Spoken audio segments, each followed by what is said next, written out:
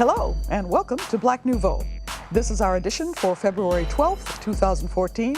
I'm Joanne Williams. The Brain, Brawn, and Body website is nearing its first anniversary. We'll chat with its publisher. We'll talk with cast members of The Whipping Man, a show currently at the Milwaukee Repertory Theater, and tell you how you can win tickets to the production. And we'll meet one of the members of the Little Rock Nine, the black students who helped integrate the Arkansas public school system.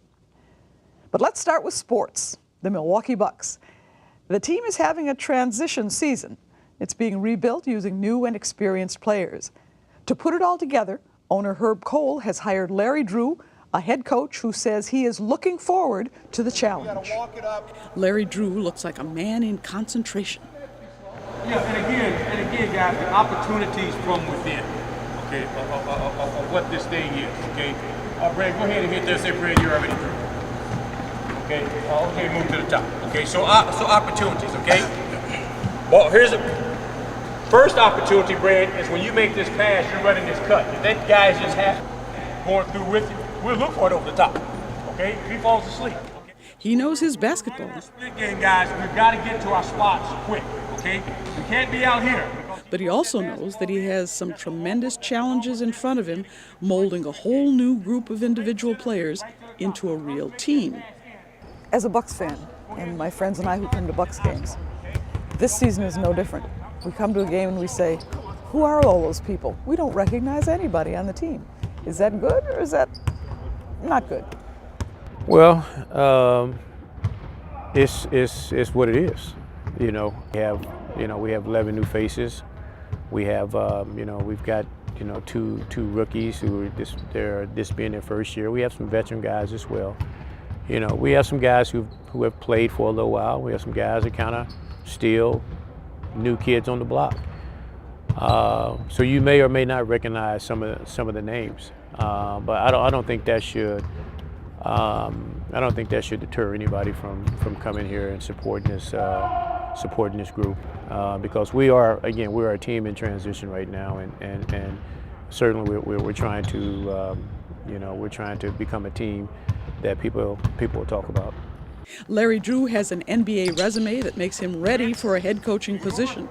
He played for Detroit, Kansas City, Sacramento, the LA Clippers, and the Lakers. He also played in Italy for 1 year. He was assistant coach for the Lakers, Pistons, Wizards, Nets, and Hawks. Then when promoted to head coach of the Hawks, he led the team to the conference semifinals in 2010. When the door opened to move directly into a head coaching position, he stepped in. NBA head coach. Why Milwaukee? I think in this line of profession, I think when you have aspirations about being a head coach, for me, having come from Atlanta and where I spent 9 years and 3 as a head.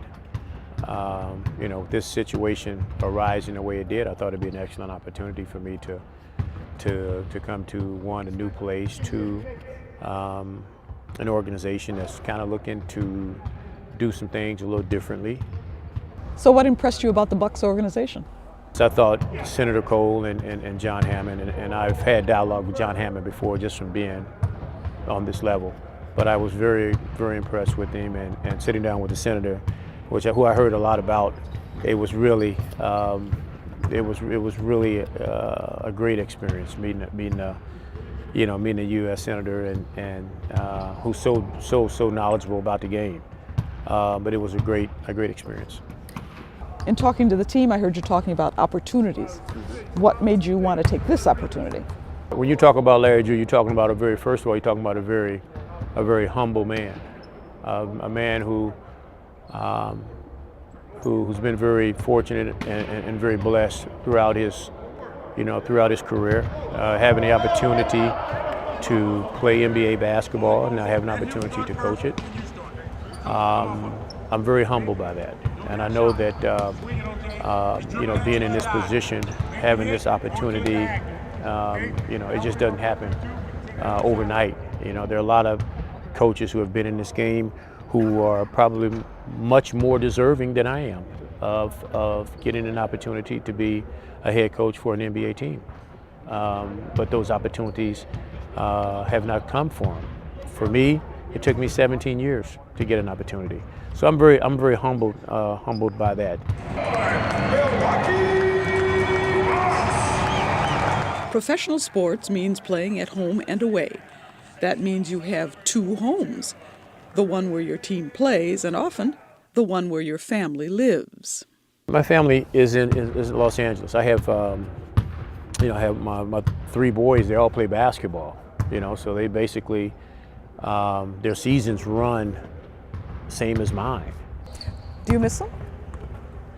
You text them, you talk to them, but do you miss being with them? Oh yeah. This is part of the sacrifice in this line of work.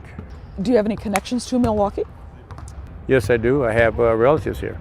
I have an uncle here on my mom's side who's been here.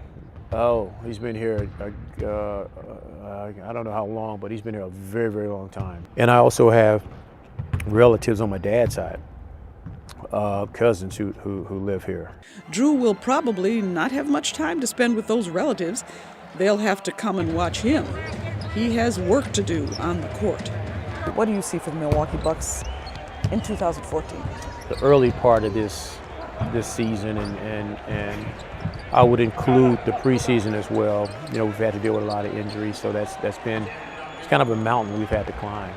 When you come into a new situation as a new coach, you hope to have your troops, so that when you implement your system, you got everybody there, and that just wasn't the case with us. Not making excuses, and I'll never be one to make excuses, but that's a challenge. Now that we're kind of starting to get people back, one of the things that we are finding ourselves having to do is find an identity. The one thing that I would say, being in this position, I'm gonna work my tail off.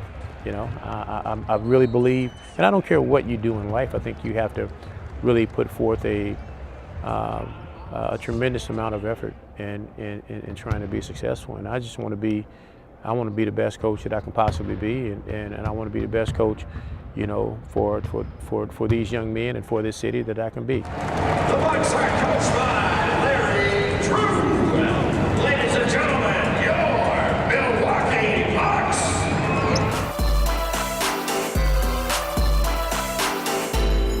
It's been almost a year since Brain, Brawn, and Body launched as a website dedicated to African American men's health. Eric Vaughn, the site's publisher and creator, joins us now. Welcome, Eric. Thank you. Glad to be here. Been almost a year. When is the official anniversary? We launched the website on February 21st, 2013. So that's our birthday, 2014. When you launched it, what was your goal for a year from then? Our goal was to raise awareness about health-related matters within the African American community, and particularly with African American men. And we thought that if we were able to do that, we could close some of the disparity gaps. We could get people more in tune with those things that they needed to be to live healthier, more complete lives. Have you achieved that goal, do you think? It's ongoing. Every day there's someone else who is awakened to what we're trying to present. They may not have achieved that for themselves yet, so I would say that we haven't achieved all that we want to. What kind of feedback do you get? It's all been very positive. We are still approached by people who are first-time subscribers or first-time visitors to the site. They're excited about what they see. They appreciate the fact that the images that are portrayed on our pages look like them in almost all cases. The stories, the information that they get is relevant. It's helping them and their family members to again, live healthier lives. Very often people only ask for information when suddenly they need it, yes, or someone in their family needs it. Do you get that kind of response too? We do. And that's really why it's there. That's kind of what drove me in the first place to this idea. I was having my own health issues. I've had them for years. And I knew that there were very limited sources out there that I could turn to simply because I had been looking for them. So we thought if we could put something together that provided information that people could kind of go to on demand, or use as a ready reference when they might need the information, it would serve a great purpose. Now, you're going to do something new with the site. Yes. You're looking for some faces, right? Yes, we are. What kind of faces are you looking for, and what are you going to do with them? Interesting. I was sitting in your lobby today, and I thought, that young lady is very pretty, and we need to find a way to have women on the site too. I agree. Yeah, and we may just do that. But right now, we're doing something we call the Faces of Brain, Brawn, and Body. And these are men who we will start, as of 2014, finding right here in our community. And we're going to feature those men and their health-related stories on the site. So right now, we use a lot of stock photos of, particularly on our homepage. There are always 2 images there, always black men who look like a lot of us. But we thought, what would make this more interesting and relevant to people would be to have people from this community who some folks in this community know, who might be related, who have had their own health issues, or either those who have had some health conquests that, have changed their lives or their families' lives. And we want to tell those stories. How are you going to find them? We're asking them to submit their names, their stories, and a photograph. They just go to the website, brainbrawnbody.com, and click on the Enter the New Faces contest, and all the information is right there. And once you submit your information, we'll turn that over to our advisory board, and they'll make a decision about who the 18 men will be who will adorn the pages of Brain, Brawn, and Body in the year 2014. Is there an age range that you're looking for? Yes and no. We've talked about that. We might sneak in a very young man at some point, maybe a kid, I don't know. But we are asking right now for 18 would be the youngest age we're looking at right now. But there may be some opportunities for some younger folks to get there too. Well, give us the website again so people can go there. It's brainbrawnbody.com. Very simple. And people have difficulty because in this brewer town, they think of Braun and they think of Ryan Braun. Yes, yes. So, we want to make sure they know it's brainbrawnbody.com. Yes. Strength. Okay, I got it. All right, well, we'll look for these new faces and see who applies and what stories you end up putting on your website. Thanks for coming and talking with us today. We really appreciate it, Eric. Thank you. Always good to see you again. Always. Everybody has a right to excel. That's what I learned at Gibbs Elementary School, Dunbar Junior High, and Horace Mann High School back in Little Rock. Every time I stepped onto the campus of all those all-black schools, I knew without one shred of doubt that I was a loved individual. I was embraced and honored, expected to succeed. You can flourish in those kinds of circumstances. It's difficult in other circumstances, but not impossible. Oh, yeah. And that, too, I learned in Little Rock. It was very difficult, but it wasn't impossible. One of the things I had to overcome was fear. I feared for my life on a daily basis, on an hourly basis. One of the things I always wanted to do was leave that place because it was so vile. And yet, one part of me said, you have to be here. It's important to be here. And so what I did with the fear, I put it in my pocket. Fear you can take with you. Fear does not serve as a barrier to anything. It just causes you all kinds of things that happen in your body and your mind even. This is Dr. Terrence Roberts speaking at the University of Wisconsin-Milwaukee. In 1957, he volunteered to be part of a group of students to integrate Central High School in Little Rock, Arkansas.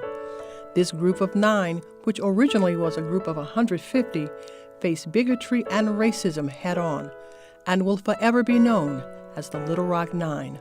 The school board designed the plan, which meant it would be one high school at Central, and there would be a one-way process. That is, only black kids would come from the all-black school to Central. There would be no white kids going to the all-black school, which is pretty much the pattern. So that was the preparation, pretty much. Wasn't anything else. Sometimes people ask me, well, weren't you taught or told about what to expect? No. One, nobody really knew what to expect. School board was quickly in disarray once the governor began to act, because the governor was doing things that the school board hadn't anticipated. The opposition that was mounted against us was relentless. It started with the governor himself, who called out the National Guard to keep us out. The people were emboldened by the governor's position, so they did stuff to us with a sense of impunity. And anything that you can think of that one human being might possibly do to another, they did to us. We, the 9, had taken this vow of nonviolence, and it really works. I mean, there were many instances where I was getting beaten around in the hallway, and then the guy hitting me could not throw another blow. It came to a point where he realized that I wasn't hitting back, wasn't going to hit back, had no intention of hitting back. Very difficult to keep beating up somebody with that going on. We were mature beyond our years, simply because as a black person living in that region during that era, you had to have your wits about you or you'd wind up dead. That's what the odds were like. So we had to be on our toes, we had to be aware of what was going on, or we could wind up 6 feet under. My mom used to burn the hate mail. Can you believe? I got home one day from school, she's busily burning the hate mail, and I rush in, Mom, you can't do that. That hate mail has historical value. And that's the first time I heard her use 4-letter words in response to let me know what she thought about the historical value. You know, a lot of people don't know, but in those communities, in the South especially, very segregated communities, education was touted as being the key, the way out, the answer to all of our problems. As a consequence, black educators and black parents worked hard to convince us, the young people, of the value of education. And the mantra I heard growing up over and over, boy, get your education. And this came from people who had no formal education of their own, but they realized how important it was for us. My first grade teacher, I recall saying to me, you, Terry Roberts, you've got to become the executive in charge of your own learning. You've got to take on CEO responsibilities for your own independent learning enterprise. And that was followed up by the 2nd grade teacher, the 3rd grade teacher, throughout that career in the all-black schools. So I think young people today, in various ways, feel not so much a part of what's really going on at the center of things. They're on the periphery. They feel left out. Sometimes they choose not to involve themselves because they're uncertain of the response. So rather than risk being rejected, they will simply opt out. My name is Joshua Devonish, and I attend Mesmer High School. With the recent inauguration taking place, do you still feel that there are barriers intact on the youth education? And if so, what do you think needs to be done to eliminate those barriers? Barriers to education? Yes. You know, the only barrier, real barrier to education that I can think of is individual choice not to educate self. That to me is the real barrier. External things are there always, as they were in Little Rock. I mean, there were tremendous external barriers, but once we, the 9, decided that we were going to educate ourselves in spite of the barriers, then it happens. See, it's not a function of any externals. It's all about who we are. And even though it may be harsh, the conditions may be difficult, and you may get weary, don't give up. Thank you. Love that question. Well, you know, I think kids have to, one, understand what education really is. Education isn't about going through institutions or going through formal programs. It's about individual choice.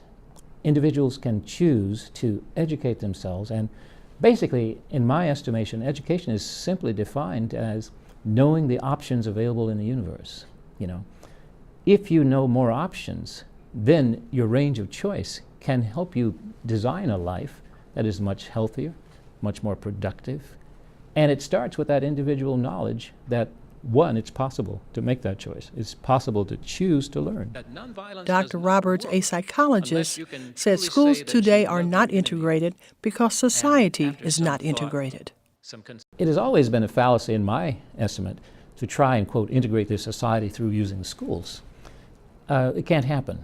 As long as people choose to live monoracial, monocultural lives, that's who we're going to be, no matter what you do. And busing, you know, busing to me was one of the most egregious examples of cruel and unusual punishment that we've ever engaged in. You know, you pack kids up at an unearthly hour in the morning, stick them on buses, take them out to areas where they're unwelcome and unwanted, abused all day, and then packed on buses for a late ride home. No time to really study because they have to go to bed to get up early. You know, that whole cycle. It's nutty. If this country is interested in integration, it will have to make that choice and do it. And we could if we wanted to. You know, I tell people all the time, Americans do what they want. It's not a matter of can't. We have all the resources we've ever needed. The Whipping Man is an award-winning post-Civil War drama. Here to tell us about it and their characters are Ro Body and James Craven. Welcome, gentlemen. Thank you. Thank you. And welcome to Milwaukee. Thank you. Your first time to Milwaukee? Yes, this is my first time. Okay, and yours too, to actually be here. Yep. Yeah, good. Well, welcome, and we're glad you're here. Thank you. Tell us about The Whipping Man. That's, first of all, it's kind of a creepy title. What's it mean? The Whipping Man is the name of the man who whipped the slaves on the estate of the De Leon family, which the play takes place. And yeah, it's pretty much, the title is pretty much the man. It's the Whipping Man. Well, tell me about your characters. What's your character? My character is Simon. He's the old house slave, lives in the house and takes care of the De Leon family. And he is converted to Judaism, long time with the De Leon family, first with the grandfather, then with the father. Embraces Judaism as his own and goes along with Judaism in the whole aspects of freedom coming from God. And your character? I play the character of John, who was brought to this house at the age of 7 and was raised up alongside of the other character in the play, Caleb. They're the same age, and brought up to be a playmate for him and also to be an assistant to learn from Simon in the house. And, Oh, is Cayman a child of the owners? yes, Caleb is, Okay. yes, he's the only child of the De Leon family. Okay. And at the start of the play, you see Caleb coming home to find that his house is completely destroyed because the fall of Richmond happened 10 days prior to this. And to find the only people there is Simon and me, John. And What does Judaism have to do with the play? It's all about Judaism. yeah.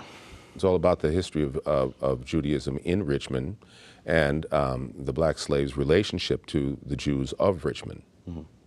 And what was that relationship aside from being Well, I mean, slaves? basically, you know, the Jews held slaves, and Richmond was a very Jewish city at the fall of the Civil War.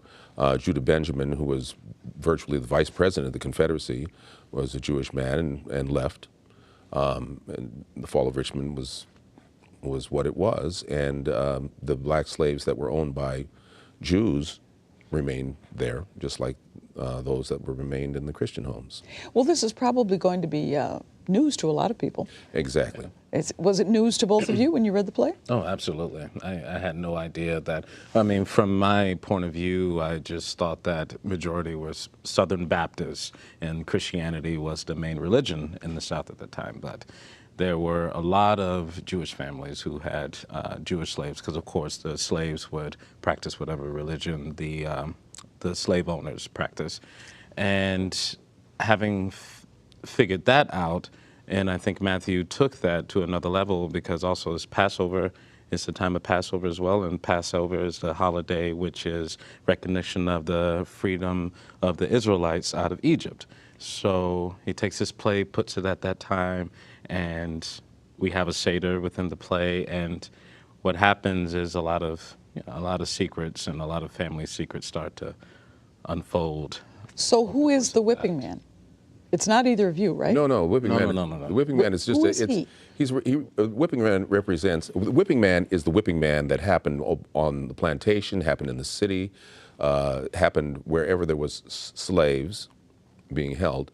The owners didn't necessarily reduce themselves to doing such menial tasks as whipping their slaves. There was a hired out thing.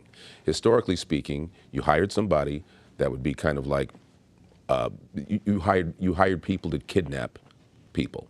You hired people to whip people. You hired people to chase runaways. You know, these were all different people, and they still exist in our day right now. I mean, we call them different names, Duck Dynasty or whatever, but you know, that's who they are. Well, I'm sure both of you always want to do good material because you want to have good parts to play. Is this a really good play? Absolutely.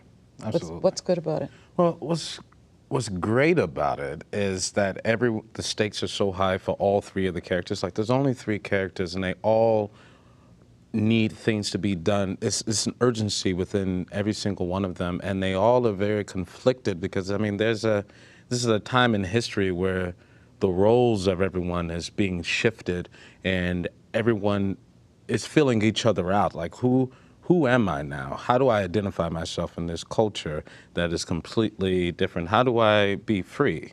And so it's beautiful in that way because you get to see like the start of a new phase for people of color. It sounds fascinating. It sounds like an interesting premise for a play, and it sounds like you have good parts to play, so I'm sure the people who come to see it will really enjoy it. Yeah. It's called The Whipping Man by Matthew Lopez. It's at the Milwaukee Repertory Theater through March 16th, 2014. Thanks for being with us. Thanks a lot. Thank you. And here's your chance to win tickets to see The Whipping Man. We have 4 pairs of tickets to give to viewers who can answer the following question. She was the first slave to escape to freedom using Wisconsin's Underground Railroad. You can call 414-297-7556 or email us at tvviewer@matc.edu with your answer. Only those entries with the slave's name, your address, and phone number will be eligible to win. If you've won tickets this season before, you're not eligible to win this contest. It closes on Sunday, February 16th at 6 p.m. And that's our program for this week. For Black Nouveau, I'm Joanne Williams. Thanks for watching. Good night.